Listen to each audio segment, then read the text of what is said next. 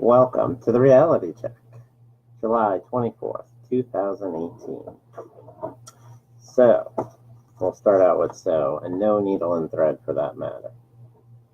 Anyway, let me adjust this camera. Maybe I should turn it away. A whole lot less of me and more of something else might be better. But, here we go. Now, many things we can talk about, obviously, from Trump tapes just released, obviously breaking news, but of not real much importance at the end of the day. People make it out to more than it is, and whichever. We'll go over that later. But we have San Francisco. I'd like to start talking about San Francisco, as you can see.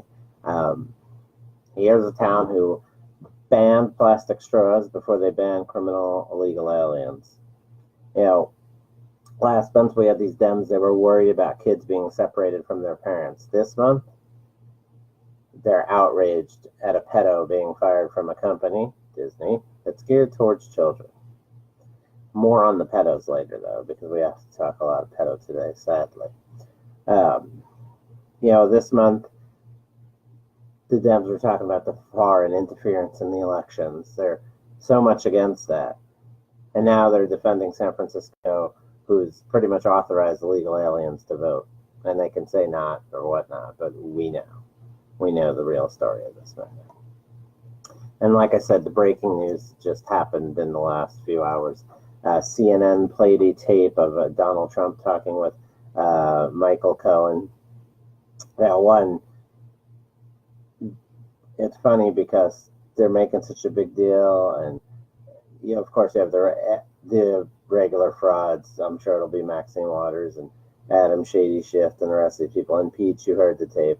The tape was authorized to come out by the president's legal team. They actually said, we will not invoke our lawyer-client privileges.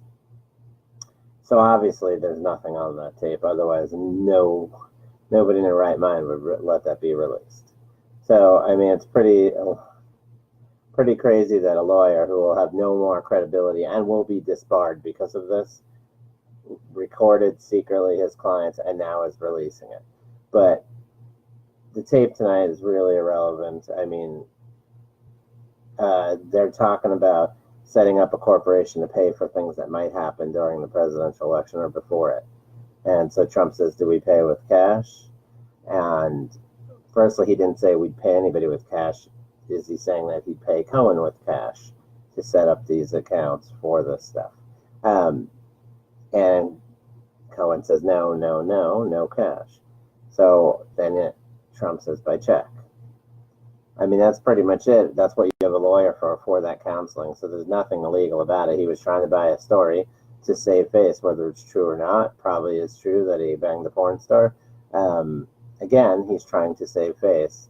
You have these clowns that are telling him, oh no, he should have not worried about that. Well, you do worry about that. One, he had a wife, and what he did was wrong. Obviously, she wouldn't be happy about it. And even if she knew, what makes him angry, it's pretty embarrassing for that to come out. So obviously that's something that they didn't want to come out for many reasons. Nothing illegal with it. They're trying to make it as campaign contra. Just fraud. And then an interesting comment, though. Lanny Davis, who Clinton lover, Democrat, a clown of the left. He's Cohen's lawyer, funny enough. So he is prepared. He's got this taped out, and they think this is great. He makes a statement, Lanny Davis, saying that only drug dealers and drug dealers and mobsters use cash. So my question to Mr. Lanny Davis would be, which is Obama? Because Obama used cash to pay off good old Iran there, right? So would Obama be a drug dealer or a mobster? My answer is that Obama is actually both, because he actually left the borders open to help escalate drugs into this country, and a mobster was always threatening and spying on people, which we might actually talk about later. Now, on to some current stories. We had the Texas waiter, remember, Khalil, who had $108 bill. There was a Saltgrass Steakhouse, $108 bill, no tip, and they wrote on it, "We don't tip terrorists," and signed his name. You know, interesting, who knows what really happened there. Obviously, somebody writing that isn't very nice. Now, to me, usually people that are that nasty don't have neat handwriting.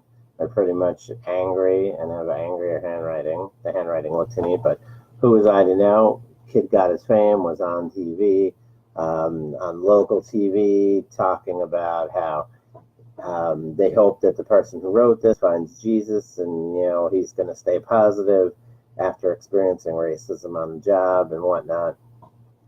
Well, after some investigation, they learned that the employee fabricated the story. So Saltgrass Steakhouse has terminated him. They contacted the customer and invited the customer back to the restaurant to dine on them. And they said that racism in any form is intolerable and will always act swiftly should it occur in any of our establishments.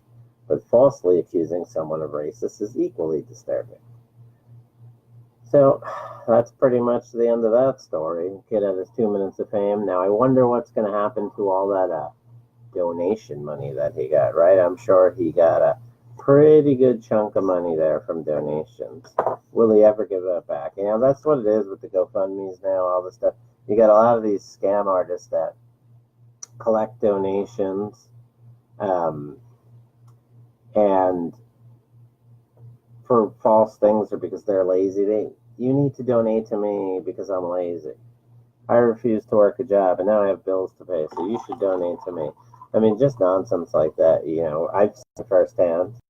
I know people didn't pay bills and then people started a GoFundMe account like they were at some kind of disadvantage, like something bad happened to them. They didn't pay their bills, and you don't pay your bills, so you're asked to leave if you're renting, or you're asked to give back merchandise when it's a store, and now they're a victim somehow. People shouldn't have to chase after you for money. It's pretty easy. And especially it doesn't look good when you're living it up and not paying for what you had. But that's that one. I'm sure we'll never see that money or hear about it. And they never usually press charges on those people. So I guess it's worth a try, right? Claim racism, get people to fund you some money, and you get a free vacation or something out of it, and you lost the job, but the guy probably made more from GoFundMe than he did at that job, and I'm sure somebody else will hire him, and if not, then I'll sue them for racism or whatnot. And the cycle will continue. So Trump the other day, which is like a tweakable moment here, said that I'm very concerned that Russia will be fighting very hard to have an impact on the upcoming election, based on the fact that no president's been tougher on Russia than him, and they'll be pushing very hard for the Democrats. They definitely don't want Trump. Now, I'm sure most of that he said was tongue-in-cheek to really make them upset, I'm sure, but, very interesting. If you look at it honestly and fairly, and we could talk about how ridiculous Obama was and how embarrassing, I told Putin to stop doing this stuff, and I'll be more flexible after the election, and I'm going to draw this red line. Oh, well, you guys crossed it, no big deal. Now, if you look at Trump, on the other hand, with Russia, Trump right away criticized Putin over Syria. It was like in April of 2018. He said, President Putin, Russia, and Iran are responsible for backing the animal Assad.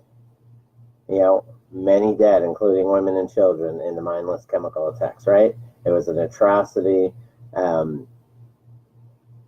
And Trump did something about that, right? And then he also killed 250 Russian mercenaries just recently that were up to no good. But no word on the news about that. Trump's done more against Russia, and he will continue to do more if Putin acts out of hand. But he's not going to, in public, berate him when he's next next to him, he's going to try to, keep some communication going. And if he did berate him, you'd hear these same people, look, he wants war, he wants war. Like when he had to do that with Kim, different circumstance, different situation. But both have been handled the right way. So far, it looks good. Now we have Claire McCaskill, right? Everybody knows about her. She was the awesome liar who got caught. She was lying to the Missouri voters. Remember in June, she was supposed to do her bus tour all over, and she got caught flying around. She wasn't even using the bus. Just a fraud. Now, this will be a familiar story that I know, especially locally in Arizona, we know about this. It sounds very familiar. But businesses tied to Senator McCaskill's husband have been awarded more than $131 million in federal subsidies since this Missouri Democrat took office in 2007. So Joseph Shepard's personal income from his investments in those businesses have grown exponentially during his wife's 2 terms in Senate. Now, you notice that the last names are always different in these little con artist things. We know that from Dianne Feinstein, right? Her husband's name's different. So you don't notice when you see the signs going up in your local neighborhood, or this person sold this building for a few $1 million, and it doesn't click. Hey, wait a minute, isn't that Dianne Feinstein's husband making another $1 million, making another $1 billion, making some more money, getting some post offices cheap, on the cheap, selling to somebody else for cheap that's a friend of this person and this person's cousin, and boom, he's made so much money. So obviously federal payments didn't go directly into Shepard's pocket. Most of the money goes towards operating costs for government subsidized housing projects that he invested in. Before McCaskill was in Senate, like 2006, his personal investment income was like $1,600, $16,000. That was about the tops. Then 5 years into her term, into her second term, he was at $365,000. And then it was $1.1 million from the investments in these housing projects, which are federally subsidized. And they're, a range of incomes. But amazing how this guy went from $1,600 and within less than that, he's over $1.1 million. But nothing to see here, right? It's just like I'm telling you. And Dianne Feinstein, California, but locally in Arizona, her husband owns a lot of real estate here that they got on the cheap and they're reselling. That's your taxpayer money at work, right? I don't know. I don't know if he's a slumlord or not, but it's the same scam that a lot of them have going on. And they get these lists for the federal buildings and the properties they want to sell. They buy them. We've already lost money as a taxpayer, and then they sell them to somebody they know really cheap. I'm sure they get kickbacks here and there. And the other scam in that, as you see, is that the names, their last names, they're always different. Not that it's that hard to research it, but just in general, the common folk aren't going to think it's not going to click with it. Oh, this real estate guy, whichever. What else is new? So, unsolved mysteries. I'm really big into them. I watch the ID channel a lot, and one of the biggest unsolved mysteries, 1981, I'm sure everybody knows Natalie Wood, very famous. She was found dead on an island off the coast of California. Still unsolved. They're not sure if she drowned by accident or was murdered. But new details trickle out every once in a while. The case was reopened, I guess, in 2011. So everybody knows her husband was Robert Wagner. He was, a leading star in a lot of shows in the 60s, 70s. Switch, It Takes the Thief. He was in some movies. He was on the boat. And of course, Christopher Walken, famous enough, him. Everybody, I'm sure, knows him. He was actually on the boat as well. So a lot of their stories were contradicting. The ship captain has actually said that he gave false statements and said that Wood and Wagner had a fight the night before her death. and he actually accompanied Wood to shore because she couldn't handle the tension. They had booked 2 different rooms to stay in. They were both intoxicated, and that was the night before. They said that Wagner waited hours before he called authorities when his wife was missing. So, it's ruled like a drowning and other undetermined factors, or is it an accidental drowning? But Wagner is a person of interest. But obviously now we've been so many years removed to this. I mean, I don't know if they're really ever going to give a full explanation what happened. But it was just interesting to see that in the news again. And we'll see. Hopefully they get some new evidence, a new lead, something. I don't know. Really, Christopher Walken, I've never really heard him say much about it at all. Pretty quiet about it. It'd be interesting to maybe hear from him. Maybe they can get him in there and get him under oath, and let's hear what he has to say about it. I'm sure he might have something. So, news reporting. It's always fake news, misleading headlines. Even Fox News all the time, misleading headlines and stuff. And you saw it today everywhere. MSN, just a bunch of places that Jeff Sessions repeats lock her up, involved in the lock her up chant.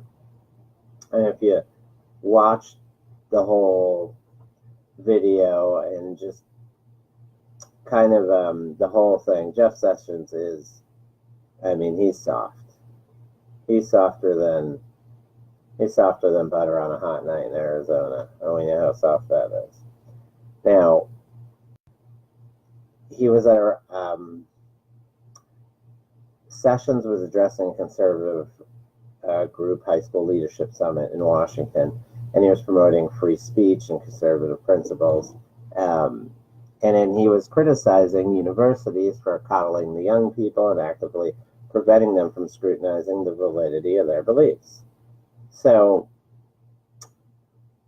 he was basically, and these people were getting pretty vocal, and basically said, I could see you kids are tough. You're not going to back down. I like this bunch, I got to tell you. You're not going to be backing down. You're going to go get them. You're going to go get them. And that's pretty much Sessions singing it. And then they started saying, lock her up, lock her up. You could hear the chants in the background.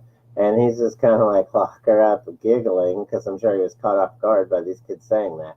It wasn't like he was screaming, lock her up, which he should not be screaming that. He should just be locking her up because she's committed many crimes, one Hillary Clinton. But he was just chuckling at it, And he said, I heard that a long time over the last campaign. That was it. He wasn't partaking in it. He wasn't saying it. Even if he did, it's pretty ridiculous because he should be locking her up. So that's Jeff Sessions, another story of waste of our time stuff. And one, we know Jeff Sessions isn't going to do anything. I know people are waiting for this big thing and the fake indictments. He's going to arrest everybody.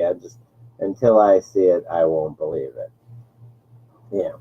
Now, so obviously you got the falseness of the media on that story. What do you expect? Not very honest for the most part, the media. But we have a huge story in the news that's been floating around for a while. And not really much from the media on this one, which is crazy because huge story. You have, basically I don't want to say it's a sex cult. That's what a lot of people have been saying. Sex cult, a bunch of leaders. Allison Mack, actress, everybody knew her. And now there are 4 more people who were arrested, charging them with racketeering conspiracy. And one of these people who were arrested is basically a billionaire who was who inherited from the Seagram's liquor fortune. So we had the Keith Raniere and then Smallville actress Allison Mack, who were part of this whole thing. Now, the bail was denied from the Raniere guy because prosecutors thought that he basically had they called it the NXIVM. It was NXIVM, So it was a group that had celebrities and wealthy supporters. Um, and it was like a little society. And in that society, they said they formed this other little group. So it was a subgroup that basically brainwashed victims, and he would turn people into sex slaves. So these new indictments added racketeering charges, conspiracy to commit identity theft.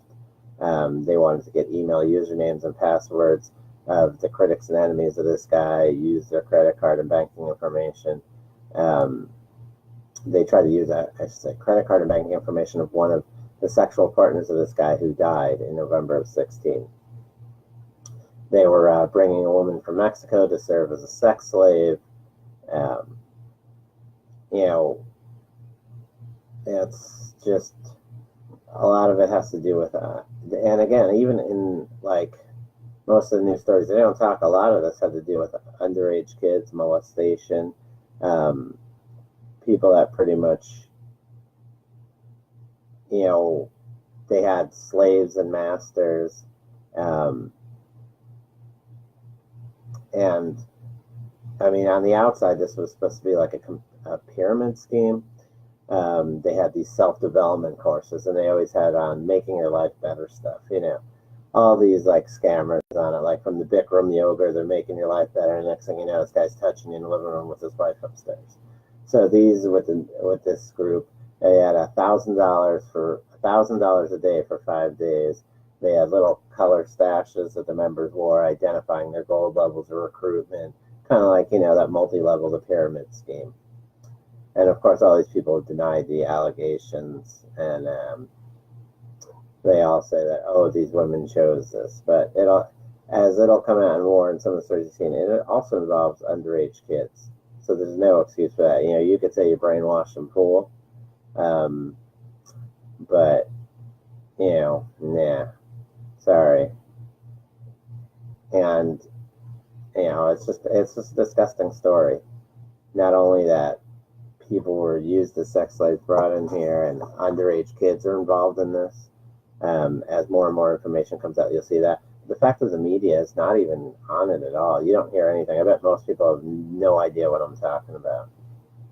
And yet you have famous people, not only an actress, but an heir. If this was any other story about something, it would be out. But it seems like today, the child molestation is being pushed aside. They actually are. Some people are protecting pedophilia, as you've seen, you know, with Disney's story. I mean, here's a guy who, if you look at his tweets, now you know these people are going to be hiring people to scrub all these tweets they have, but it'll be somewhere on social media. But I'm sure they're going to try to get away as much as they can. You see these people constantly talking about touching young people. Oh, it would be exciting if I saw naked young people, this young people, that young people. Just all about sex with children or touching children, just disgusting stuff. Like you understand, you know, some people that are perverts, or not even perverts, they're, you know, they crack like that. Like when you're 18 and you're a guy and every joke is, you know, a little bit perverted, it'll turn everything. Like, that's one thing. You grow out of that for the most part. And every once in a while you make a joke, it's funny, whatever. But never at kids' expense. You don't say stuff like that about kids unless you're a freaking sicko.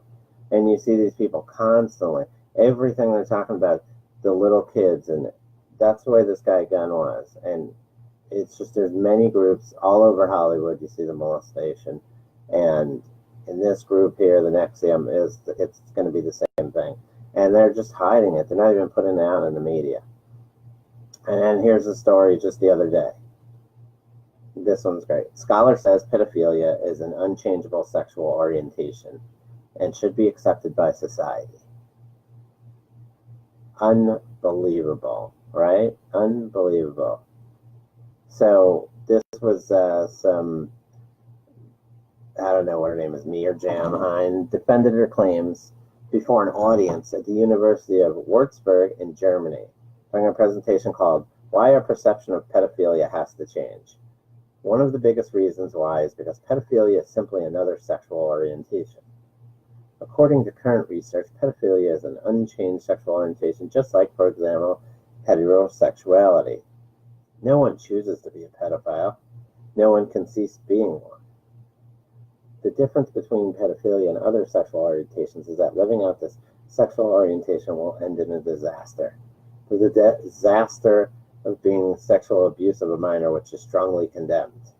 Let me be very clear. Abusing children is wrong without any doubt, but a pedophile who doesn't abuse children has done nothing wrong, Hine added, adding that pedophilia is just a preference to have sex with children. Yeah. Where do we even start with that? One, when you're having sex with children, you're abusing them. They don't know any better. You're a freaking grown adult. And it's not right. And it's something that, even if that's what you think you are, well, you just have to say no. There's a lot of things people would like to do all day long, and they say no because they know they're not right, or it's not good. Or if society lived that way, society wouldn't go far. Wouldn't you like to bash somebody's head open every time they say something stupid? You would. You think about it, but you don't do it because you know it's wrong. You can get in trouble. If society lived that way, then maybe you said something, somebody bashed your head open, and then nobody's allowed to tell anybody about anything. It's just a bunch of bash people. Unfortunately, though, in today's world, you see this stuff. I remember a few years back, there was this sticker that I saw on a car, and I was like, interesting character, never saw it. I didn't know, I'd never seen it. So, whatever, it was just a sticker, I didn't think about it, and then I saw it again, and it was like this little bear, and I was like, that's weird, what is this? So then I was actually online doing some work, like everybody knows I'm a buyer and reseller and stuff like that, and I was just happened to be typing in, it was like stickers, because I had a bumper sticker that I had made, and I was going to sell it, and so I was just trying to look at price of different stickers, well before all the stickers now are so popular, and I seen that bear again, and I was like, what is this thing? And that's weird, and it really didn't say what it was. I'm like, is it from a show? What the heck is it? So then I looked it up online, and it's a pedo bear. So it's basically signaling to people, you like underage kids. And they were selling this stuff online. People had it on their cars. I couldn't fathom. I was like, is this like a joke? Or it's not a funny joke. It's not funny, but it was real life. There are actually people around that signal this, that they're, one of these people. It's pretty, it's, I don't even want to say rough. It's just, these people are around you. And obviously you can look at the maps and see how many people committed crimes like this. They're everywhere. They're everywhere. But the media, no big deal about that, right? We're worried about kids getting separated from their parents. What about them getting molested everywhere? So speaking of sex offenders, those are the worst kind. Some of the worst kinds. Good old Andrew Cuomo. Dope from New York. Granted conditional pardons to dozens of convicted sex offenders. Too dangerous to be returned to the community. Yeah, he'll let them return to the community because we need them. He actually stood there and said, we need people like this. What do we need people like? I know I moved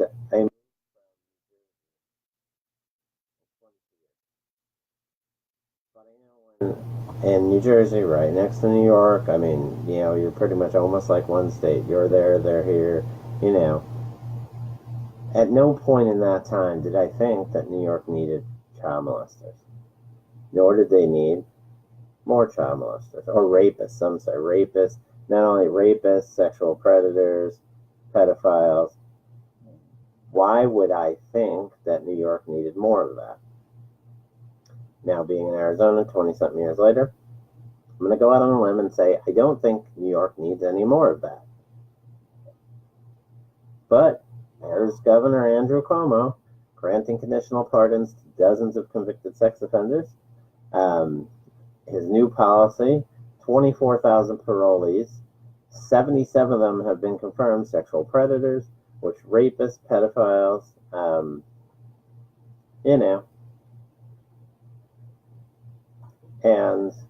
raping underage, and he sets them on the street. I mean, what kind of public policy is that? How do these people keep on getting voted in? Is it because these people are letting out of jail vote for them? I mean, there's no other reason. Why would you have a policy that rewards, like, I understand if you want to talk about the guy who had an ounce of marijuana, you want to let him out of jail. But you're talking about people with violent crimes. Are you telling me molestation, rape aren't violent crimes? They're some of the most violent there are. And here you have Cuomo letting people back out on the streets. It's just egregious, embarrassing, humiliating, disgraceful. I mean, what else can you say about it? It's as bad as it gets. It's a blight on the town and the world and I don't know. But yet this guy still gets voted in. So we had this week, Trump responding to Rouhani, right? President of Iran, who threatened us. As always, these guys like to mouth off every once in a while, like Ahmadinejad, whatever did before. And so Trump told them, never threaten the U.S. again, or you're going to suffer consequences like few throughout history have ever suffered before. We're no longer a country that'll stand for your demented words and violence and death. Be cautious. Now, the things you got to know is there hasn't been another president who's said anything remotely like that. Even Reagan, who was strong, still tried to be, I don't know if it was classy or whatnot, said it in his way. And this message was, I mean, no doubt about it. To me, though, people look at it as a threat and whatever. They think Trump's flying off the handle. He knows what he's doing. Does that mean it's always going to work? No. Nobody could be in the presidential. Nobody's going to be the president. Everything they do is right. It's hard to say how people, especially people like that, are going to act. But what this message is trying to get back the confidence. The people of Iran are being abused by the leaders. They have been for a long time. Jimmy Carter helped usher that in, and Obama reinforced that. When the people of Iran were fighting in the streets, begging the U.S. for help, Obama stayed on the sidelines. He talked about how he didn't like brutal dictators, human rights, I'm for human rights. And when it came down for him to even, and I'm not saying he even had to risk American lives, but to stand up and tell them to stand down, he just stood there and watched as Iranians got killed in the streets. So what President Trump here is doing is trying to win back to tell security, armed forces of Iran who are on the fence, we're with you. This time we're with you. If you want to dump these guys, we are with you. We have, Trump said in his own words, he said, I have such respect for the people of Iran as they're trying to take back from their corrupt government, and you will see great support from the U.S. at the appropriate time. Now, he said that in January, and obviously what he just said a few days ago. So they know, and he's telling them again, if you ask for help, we are here. We'll help you. Maybe not out in the open like that. It might be secretly, but he's letting the people of Iran know He's not afraid. He's not Barack Obama. You can count on him. And hopefully the message will, at the end, actually prevent a lot of the destruction that could happen. Maybe this time the Mullahs are going to understand that we are going to help in every way we can, and maybe they should just walk away. Not saying they will, but they might get to the point where they think, after it starts to brew, when these people show them we're ready, just like they did in Egypt a few years back, that maybe we just want to get out of here with our lives, and because if we stay here, we're going to get killed. So, I mean, that's kind of what the Iranian people are in the driver's seat because they know because Trump's told them that Trump in the U.S. will help them out this time. We're not afraid, and this is just Trump convincing them that we're reliable. We're the ones that we will step up this time, unlike the last time where they thought they had a leader and Obama who would step up and help them. He did nothing. So this is good. It's, I mean, it's not good that people can die in the fact of this, but it's good that there might be a chance where these people can free themselves of this and their country become productive and great again, unlike it's been, just under junky leadership since Jimmy Carter. I mean, it's pretty much it. This gives the people a chance to free themselves. They know that we're here for them. They know that we're here for them. I mean, that's pretty much it. And that's what they need to know. They need that confidence, and we need to keep on making it there. So if they want to take that chance, they can, and they know they'll be protected. So that's kind of my theory on it. I've seen there are other people that have that type of theory on it too. That's my thoughts on that. So we have Peter Strzok, Lisa Page, of course. Lisa Page said this and that. And who knows what she really said? It would be nice if it was in the open. Obviously, we know this was all a sham. Strzok protected Clinton, and he went after Trump. Either one, two separate things, both wrong, inappropriate. So another thing that I'm not sure a lot of people are aware of, and I mentioned this before, but Peter Strzok, he talks about the insurance policy with his buddy Andy. Who knows what that could be, but we do know that Strzok also has other insurance policies. His wife, which always a different last name, Hodgman, right? You notice this with these government frauds, right? Always have the different names. So his wife is a SEC director, and she blocked the FBI's probe of the Clinton Foundation for literally 2 years. She was put in charge of the Clinton Foundation investigation 3 weeks before the last presidential election. I remember they said they were going to open up this investigation. Now, nothing's happened. So she's the associate director of the enforcement division of the Securities and Exchanges Commission. So she heads the internal division. She reviews the evidence. She determines what, is fraud and what other cases need to be prosecuted by the Justice Department and investigated by the FBI. So if she does nothing, like in this case, there's not much anybody else can do, unfortunately, on that. So that's pretty much it, which is funny because she was appointed to her current position a few days after her husband found out that the New York office of the FBI had basically well over 500,000 emails on that Wiener laptop and another criminal case, obviously. So, just so you guys know, that's another sewn little end there. Just shows you what a fraud. Now, speaking of, we spoke about the Democrat fraud, Cuomo releasing criminals. And here now we have a wannabe Republican fraud, Ohio Governor John Kasich. Now, Bird in a win recently because he got embarrassed. He was a fool last presidential election. But he spared a condemned killer whose sentence was challenged after a juror came forward and said information about the extent of the inmate's tough childhood wasn't properly presented at trial. So Kasich commuted the sentence of death row inmate Raymond Tibbetts to life without the possibility of parole, citing fundamental flaws in the sentencing portion of Tibbetts' trial.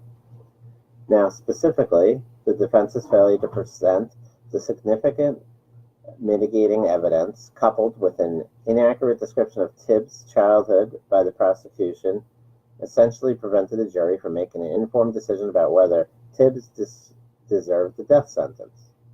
Now, you read all that and you're like, oh my God, did he get his rights violated, or this and that, or yeah, he should have a fair. Now, yes, if somebody knowingly said something false and lied, I get that. Not good. They could be disbarred or whatnot. But what's interesting is what does any of that have to do with what he did? We're talking about his childhood. Who cares about his childhood? If he was beaten, if he wasn't beaten, if he was a foster kid, if he wasn't a foster kid, does that lessen the crime he's committed?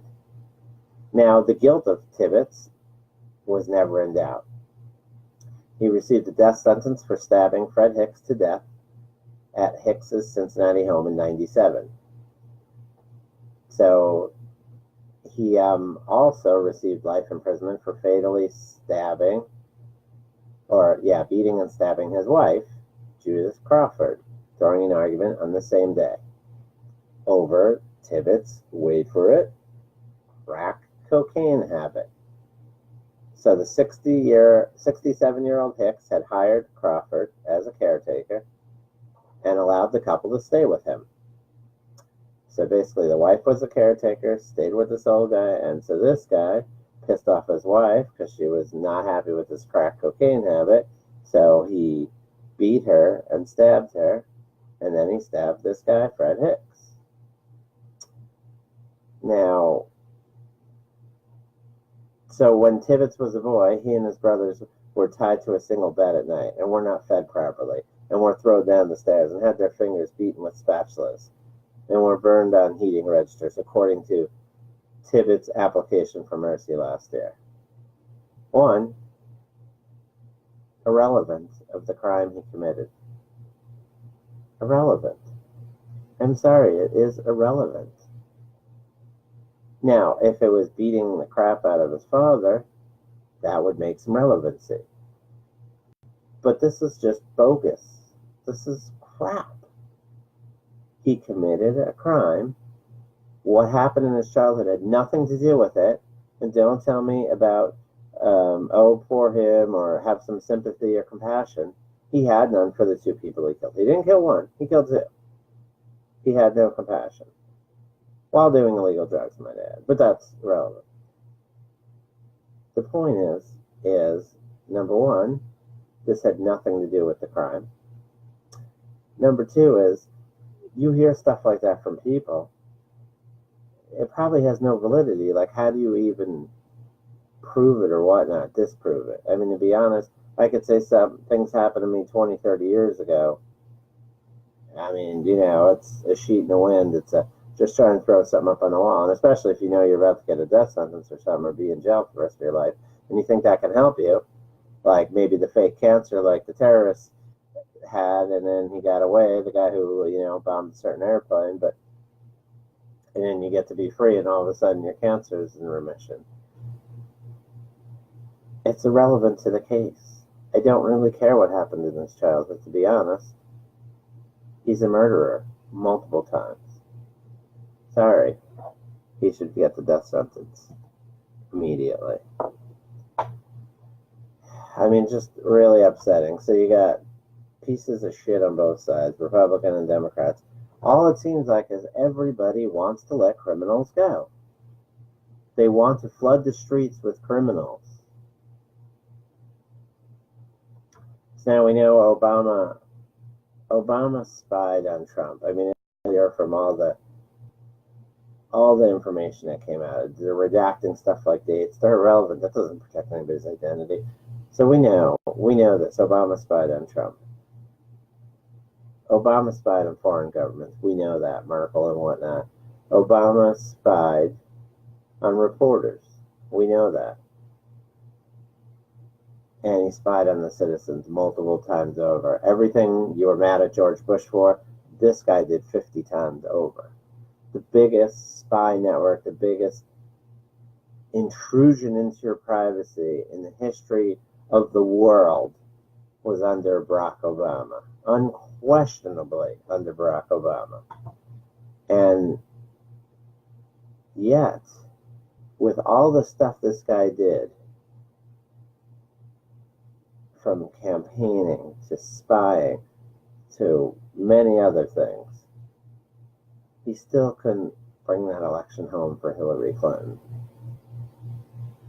And that's why they had the backup plans, because they knew they didn't want people to see this stuff.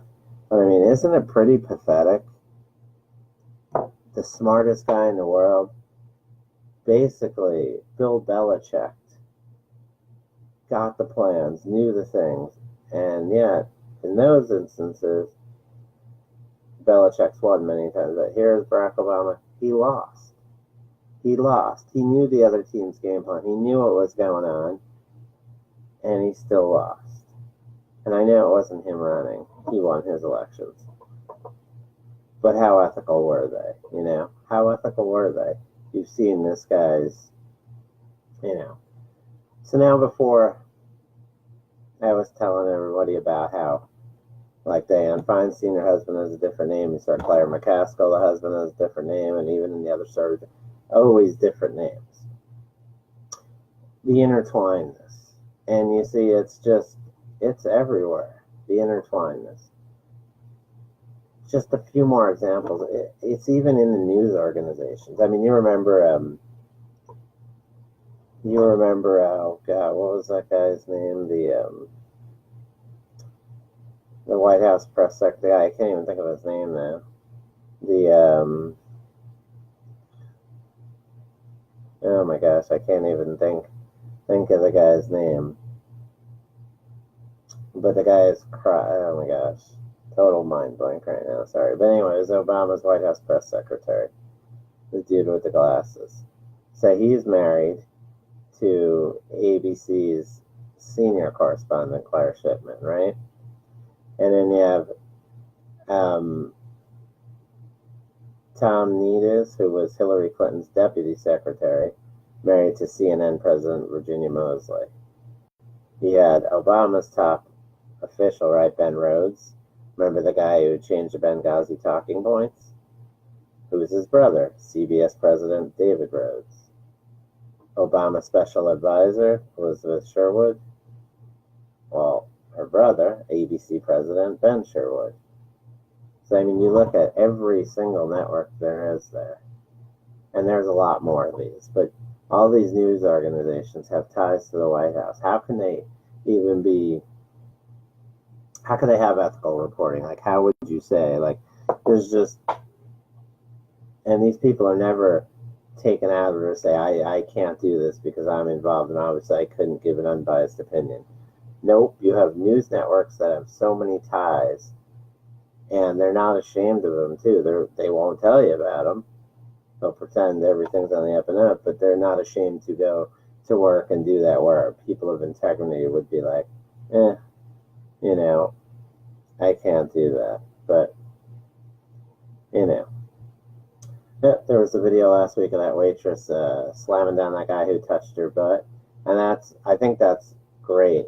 I love to see, I wish they would show pictures of this fool. I'm sure there's memes all over this, but I would love to see the end of that video, seeing anybody else went up and said anything to him. But I think it's great that this girl slammed him down to the ground. I wish more women would do that. It's just pretty disgusting as a guy to walk up to some chick you don't know and grab her behind or touch her like that. Especially in a work situation, to violate someone like that when they're just there to do their job, working, trying to make money.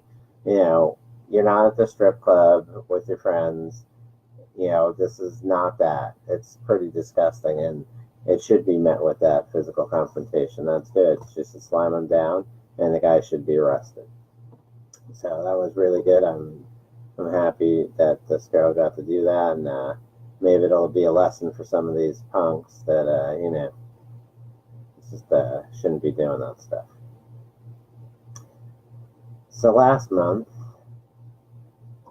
was a busy month, right? A busy month for illegals committing many crimes. All we hear is, don't separate the families, yada, yada. But you don't hear about the illegal immigrant who was deported 11 times and attacked his wife with a chainsaw in front of their kids, right? You don't hear about the series of violent rapes, or about the guy who ran into two police officers. That illegal got a $280 ticket, and he was on his way, right? Or how about the illegal immigrant from Peru who raped someone and had other violent crimes? Or the driver, right? Was it the Lyft driver, right? Committed crimes. I don't know. It's just a huge criminal element, and it's not slowing down. And yet, all we hear about is how bad ICE is, and then you have the clowns like Maxine Waters, and you see her supporters burning the American flag, saying deport Trump, sitting there burning the flag. And what has Maxine Waters really said about that? Obviously, if that was Trump's people burning the flag, right there, you need to condemn this. You need to condemn this. Microphone on this place. Condemn, condemn, condemn, condemn, condemn. You started this. You started it. Boom, boom, boom. No rush to Maxine Waters. They were outside her office. And here it is. Anti-government group. They made some statements that another group was coming, like there's some fraud. So that was the reason why they need to be there. So they set fire to the American flag right outside her office. And pretty much no condemnation. They put their fists over the burned flag.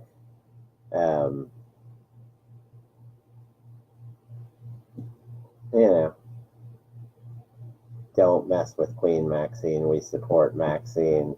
Trump and Pence must go. Deport Trump.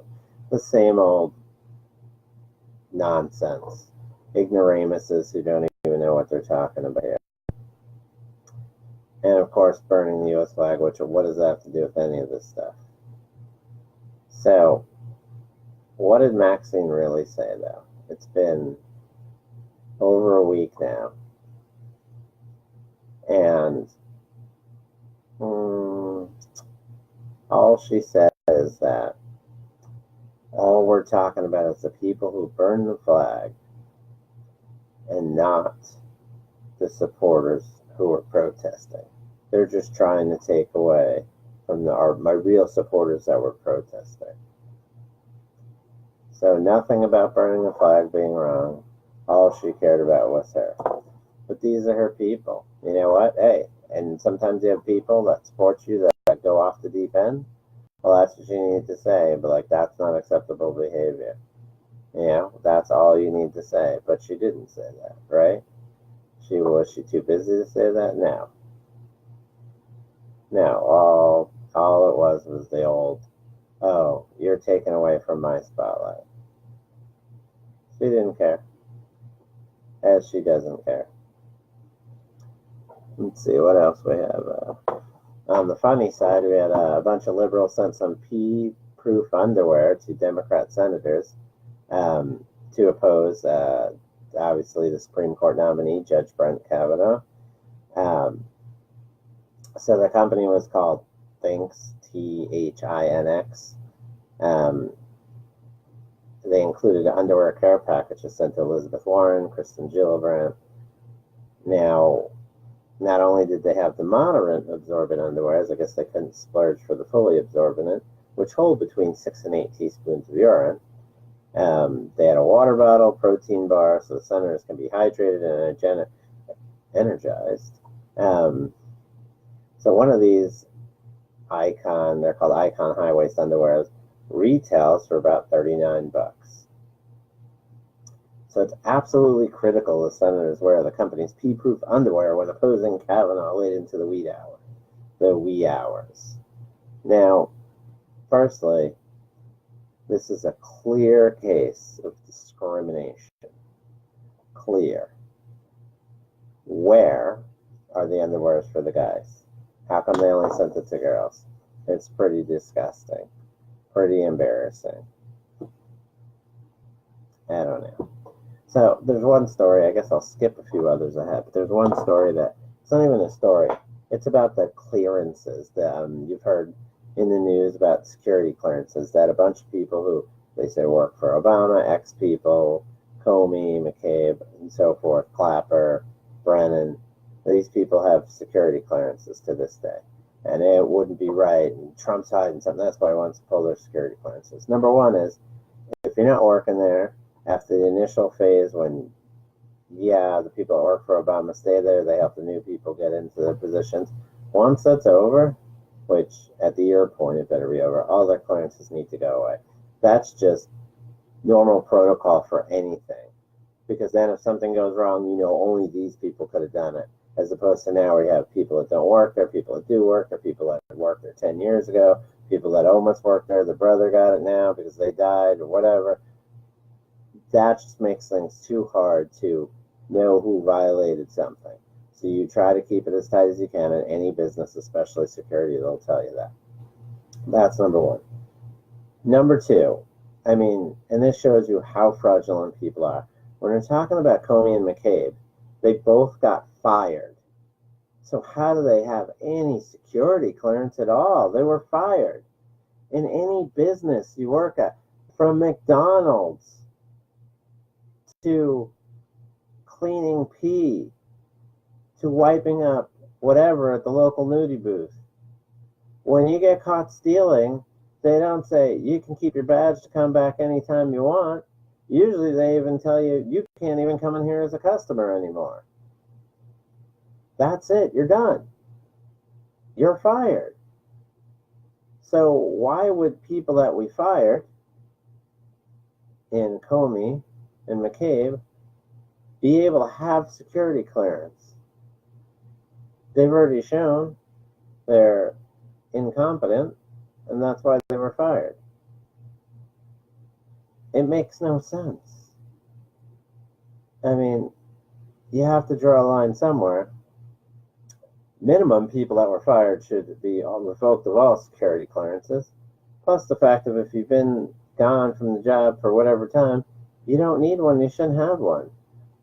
We need to keep secrets. And this way, if someone breaches that, we know what group of people have it. It's easier to find out, as opposed to having to look everywhere. So it just makes no sense. This isn't even a debatable thing. It's just pretty common sense. Like I said, if you worked at the local nudie booth and you got caught, you got fired, they'd take away your badge. So how does this not work on a government level? How is it not even, this is kind of like voting. When we ask for, can we at least have Mexican voting laws in America? Can we at least have that? And this is the same thing here. Can we at least have the same security that they have at the local nudie booth? I'm just saying, for the government, for security clearances. Is that too much to ask? And that's what we have to ask ourselves. My name is Ben Shannerman. This is the Reality Check. Thanks for tuning in this week. We'll see you next Tuesday with another fresh episode. Be safe.